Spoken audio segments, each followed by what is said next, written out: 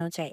জিভে জল আসার জন্য প্রস্তুত হয়ে যান। কোনো রকম তেল ব্যবহার করা ছাড়াই ইনস্ট্যান্টলি মাত্র ২০ মিনিটে এই লোভনীয় লেবুর আচার বানিয়ে সংরক্ষণ করতে পারবেন বছর জুড়ে।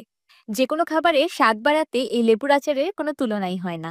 আসসালামু আলাইকুম everyone, I am chef Ishika. ১ KG বা ১০টি লেবু, পরিমাণ মতো উষ্ণ গরম পানি, ১ টেবিল চামচ লবণ। এবার এই গরম পানিতেই লেবুগুলোকে ভিজিয়ে রাখবো ১০ মিনিটের মতো। এখন লেবুগুলোকে ছোট ছোট পিস করে কেটে নেব। এবার একটি ব্লেন্ডার জারি দিয়ে লেবুগুলোকে ব্লেন্ড করে নিব।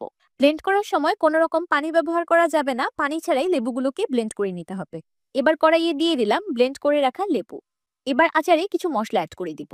দিয়ে দিলাম ২ টেবিল চামচ চিলি ফ্লেক্স, ১ চা চামচ কালো গোলমরিচের গুঁড়া, ১ চা চামচ হিং বা অ্যাসফুটিডা পাউডার, ২ চা চামচ লাল মরিচের গুঁড়া, ১ চা চামচ ভাজা জিরার গুঁড়া, ১ চা চামচ ব্ল্যাক সল্ট আর ১ চা চামচ সাদা লবণ।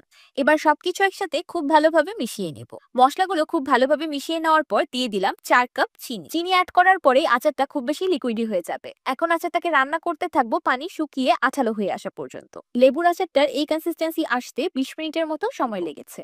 আচারটা সম্পূর্ণ ঠান্ডা হয়ে গিয়েছে, দেখতেই পারছেন আগে থেকে কতটা বেশি ঘন হয়ে গিয়েছে, একদম চাটনির মতো। তো তৈরি হয়ে গেল লোভনীয় মজাদার একদম ভিন্ন স্বাদের লেবুর আচার। খিচুড়ি, বিরিয়ানি, ডাল ভাত, পরোটা যাই বলেন না কেন,